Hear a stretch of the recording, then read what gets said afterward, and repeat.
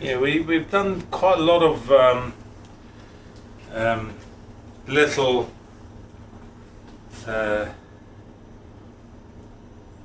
small changes to the way that certain parts of the products connect and they go Yes. together, etc. Because now we have, especially in the since last October when we introduced the extracts. All right. I mean, it was part of a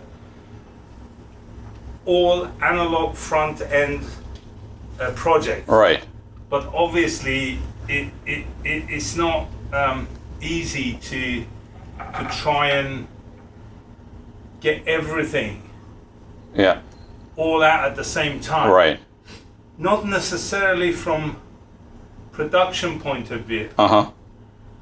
It's from the confusion aspect. If you give suddenly 10 different small, even if they're small new things, Yeah. then for the retailers, distributors, it's a lot to take in. Right.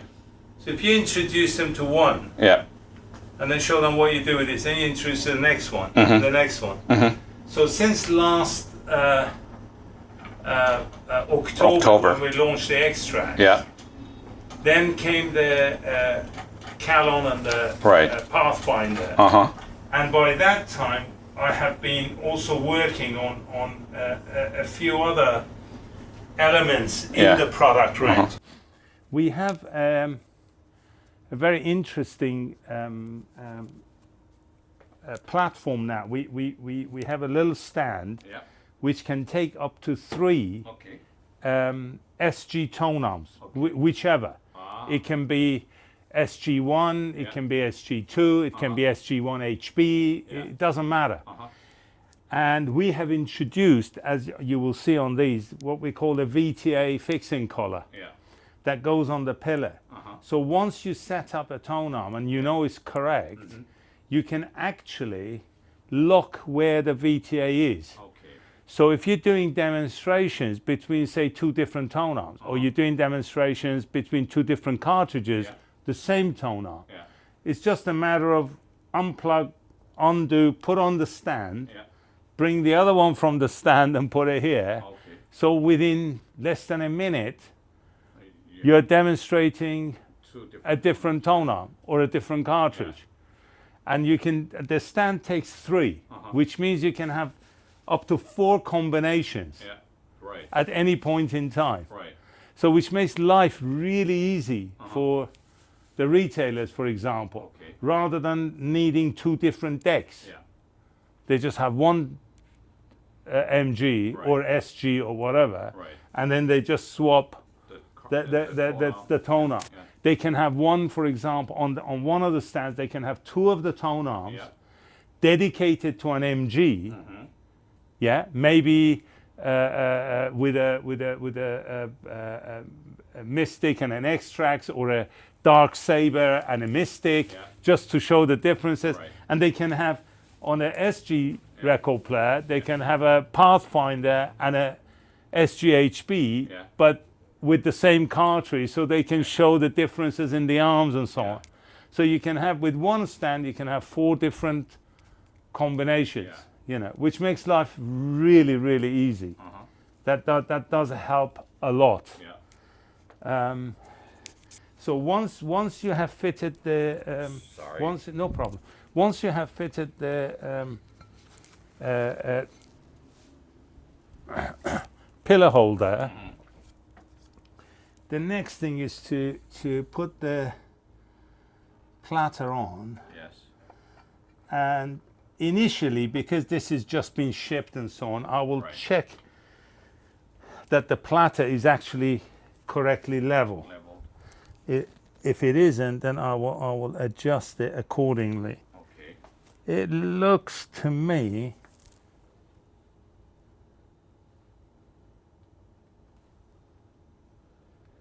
it's pretty good. The front is a bit high relative to the back, but that could easily be adjusted. So I will initially do that first.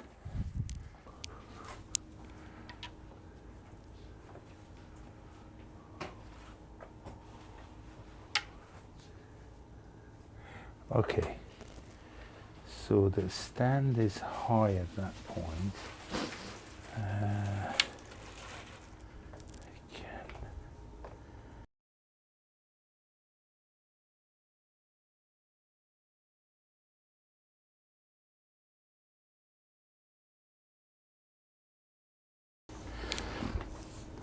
That's good enough.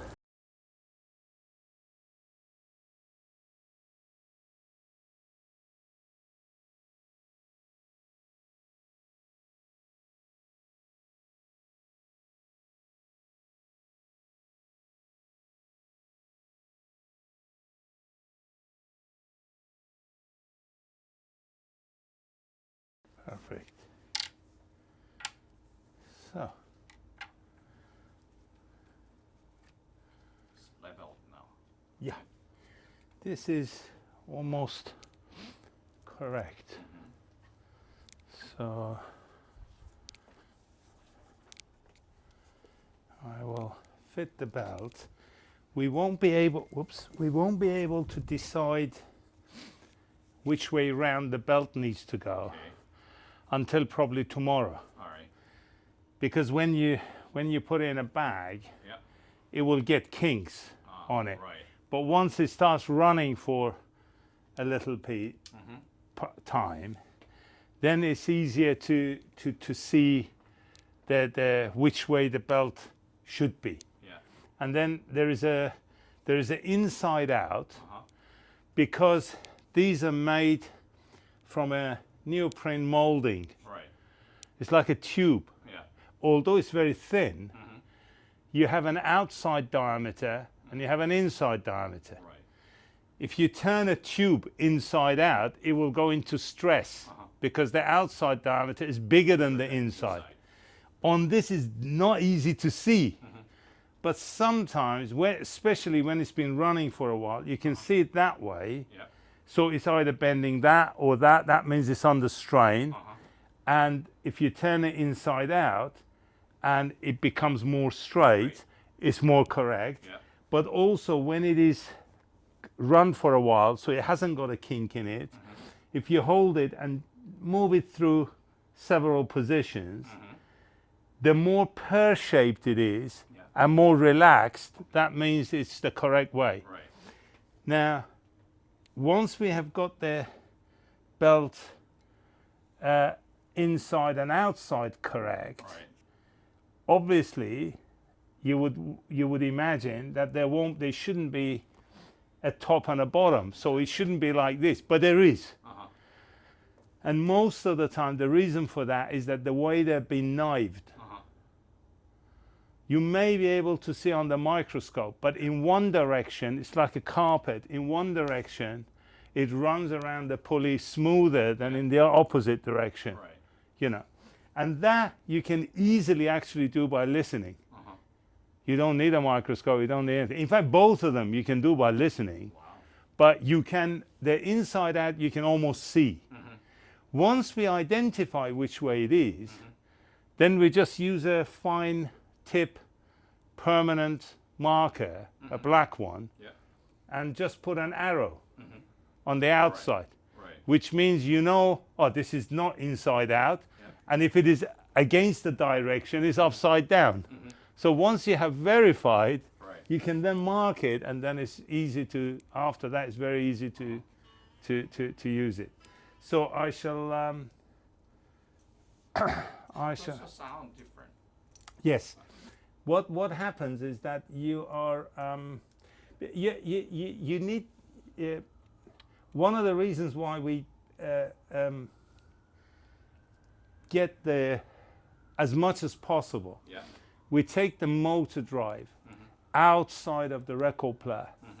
Is not for interference or anything. Right. It's purely because at some point you'll be able to improve the motor drive. Right. Or you may be able to get different motor drives where you can start at a certain level, and then slowly upgrade. The motor drive is the most important component in the record player. That's one of the reasons why on the DG1 I'm not using a cheap DC motor and just change the voltage to get. It's actually the same design that it is in the Tempo, for example, but it lacks some of the circuit. On the Tempo, you can adjust for motor noise, optimize for motor noise from the PCB itself. Because that Tempo could be connected to this, or it could be connected to another. It could be connected to another MG, or it could be connected to a SG. And every time you can just fine-tune it for that particular deck. With a DG, because the motor is actually part of the PCB, it is only connected to one motor. So we can adjust that ourselves and then set it into the memory of the microprocessor. So the sine wave phase angle and the level between the cosine and the sine will be adjusted by us. Here you can adjust it separately. And so you can start with a Tempo, then you can move to an Imperium, you can go to a reference motor drive, even a Tempo with a wall adapter and a Challenger, or a Challenger and a Redline mains cable, or a HB mains cable. You can hear the improvements dramatically. The reason for this is if you have a well-designed drive, this doesn't mean it will work on any turntable. But if the record player is designed properly, that means the drive system and where the tone arm is mounted, the relationship between the movements is controlled. That means that your diamond is allowed to effectively be driven by the groove that is coming without any unwanted movements in different directions. It could be that way, which will result into timing. No, wow and flutter is very simple. It's just done on a very simple basis at a certain frequency. This is far more intricate than wow and flutter, because the timing element that you hear, your brain hears, you can easily hear timing differences even in the harmonic structure of a note. There's no measurement equipment that I know that can measure that, you know.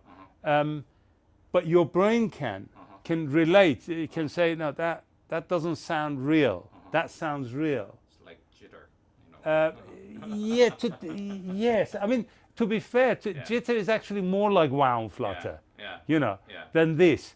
It's more like a DA converter that it's triggering on the signal at the right point.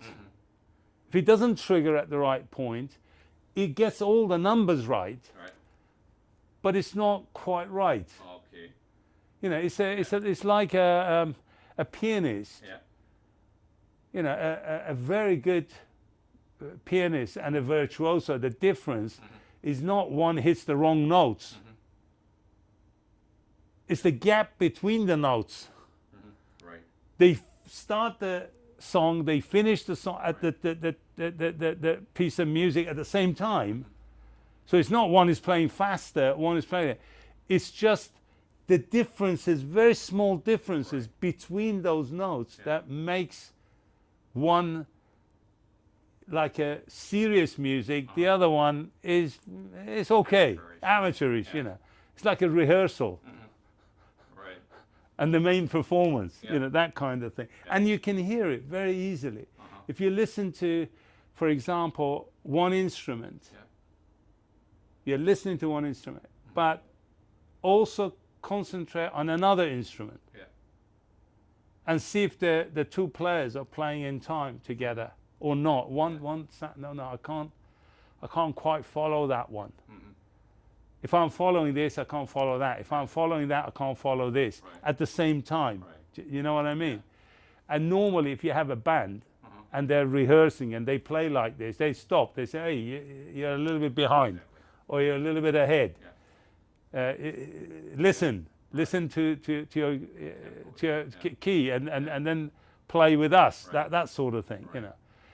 Even on one instrument, I have come across record players where the high frequencies of a piano don't quite work with the low frequencies. So if they're playing like this, you're sort of thinking it's like two people playing, not one person playing. You know, that kind of thing. And you can hear that. And the reason for it is if you've got this designed correctly, the motor is the only active component in the system. All your music comes from here, not from the cartridge. It's like all the music from a loudspeaker comes from the amplifier. That's passive. It sits there until it's told what to do. All of this is passive until it's told what to do. So whatever anomaly you induce into the motor, eventually it finds its way into your needle in some form or another.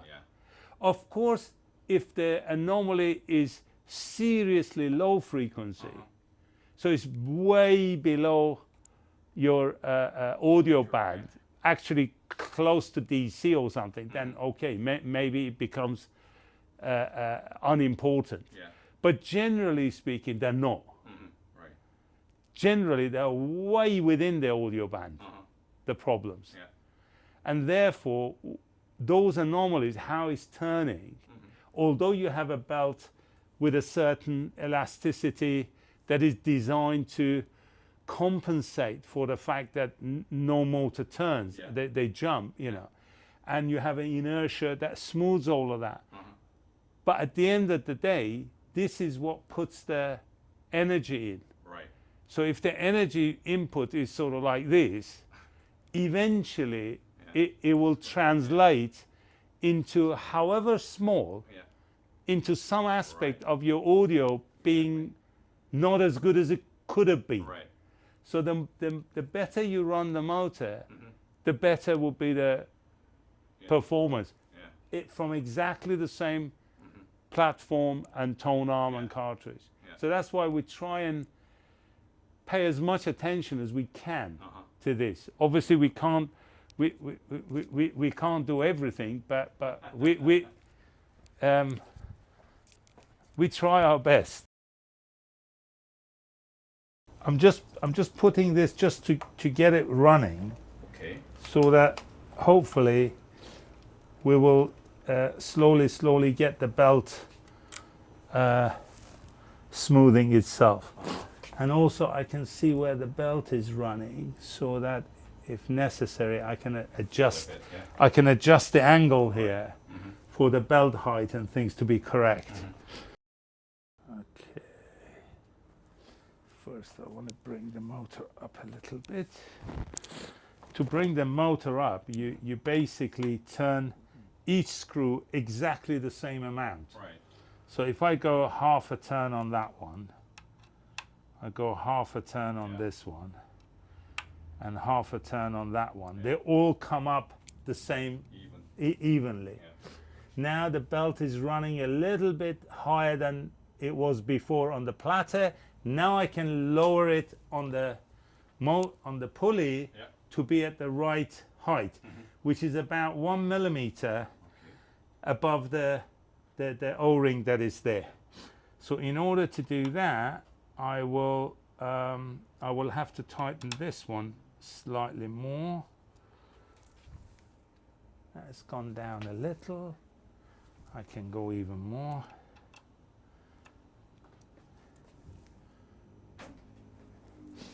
Maybe bring that one down a little. Aha, that's beginning to work nicely.